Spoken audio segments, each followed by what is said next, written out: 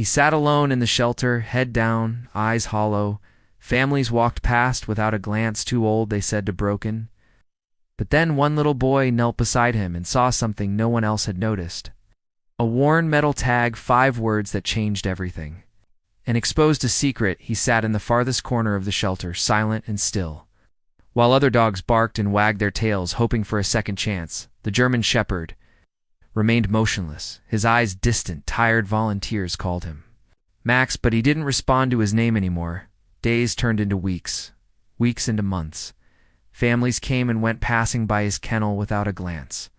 "He looks too serious," one mother whispered. "Probably aggressive," said another, notes on his chart. "Read reserved, unresponsive, not recommended for families." The staff tried their best. New toys, gentle words, even treats. But nothing seemed to reach him. Whatever life he had before it had been hard, and whatever he was waiting for hadn't walked through. That door, not yet the shelter, was loud with excitement. That Saturday children laughed, dogs barked, and hopeful families filled the halls. But one boy, small and quiet, with wide, thoughtful eyes, moved differently.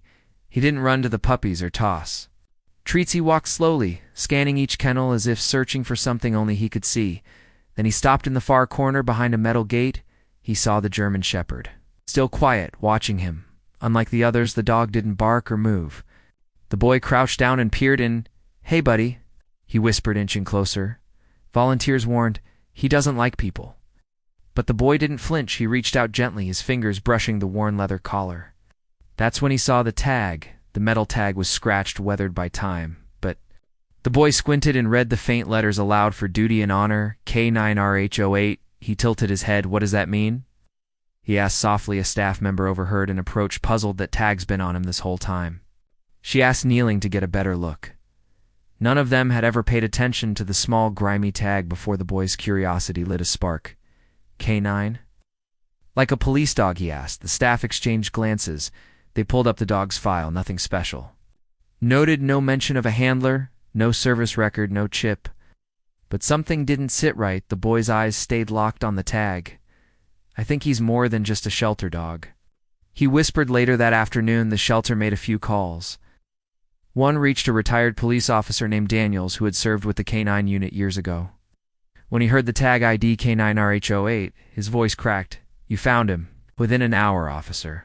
Daniels arrived the moment he stepped into the room and saw the dog. His eyes filled with tears. "Ranger," he whispered. The shepherd lifted his head slowly, recognition flickering in his tired eyes. "This dog saved lives," Daniels said firmly. "He was a hero. Bomb detection, search and rescue. He went missing after a storm during our final deployment somehow. Ranger had ended up in the system with no history attached, lost in paperwork, forgotten by time, until one boy noticed and remembered what others didn't. Despite the emotional reunion, the shelter director hesitated. "He's listed as behaviorally unfit," she explained. "We can't place him in a home. He needs special care." But the boy stepped forward, eyes steady. "He doesn't need a cage," he said. "He needs someone to remember who he is." His parents exchanged glances. They had come just to look, never expecting to leave with a dog, let alone a retired K9, but the boy's words carried weight. "We'll foster him," his mother finally said, "just to see." With gentle hands, the boy clipped a new leash onto Roos's collar. The old shepherd didn't resist. For the first time in months, he walked out of the shelter not just as a dog, but as someone's second chance. At first, Ranger was quiet, watchful, cautious in his new surroundings. But the boy never rushed him. He laid out a blanket beside Rose's bed each night, whispering softly until the dog's breathing slowed. He read books aloud, shared his snacks even, gave Ranger his favorite toy. Days passed and something began to change. Rose's ears perked up at the boy's voice. His tail wagged slow at first, then stronger. He followed the boy from room to room like a silent shadow. It wasn't just the dog who was healing. The boy, once shy and withdrawn, now smiled more, laughed more. They were two souls stitched together by something invisible, something deeper than rescue. It was as if they had found what both had been missing. One windy evening, the boy slipped outside with a flashlight in hand. Their cat hadn't come home, and worry tugged at his heart. Without telling anyone, he wandered into the wooded edge of the neighborhood. Inside, Ranger stirred. Something wasn't right. His ears snapped forward. Then, without hesitation, He pushed through the back door nose to the ground, tracking his boy's scent near a narrow ravine. The boy had slipped, stranded, and scared help. He cried, voice trembling. Moments later, Ranger appeared through the trees. Barking with urgency nearby, hikers heard the commotion. Minutes later, the boy was pulled to safety. Tears rolled down his mother's cheeks as she hugged him tight. The same dog once caged behind bars had just saved.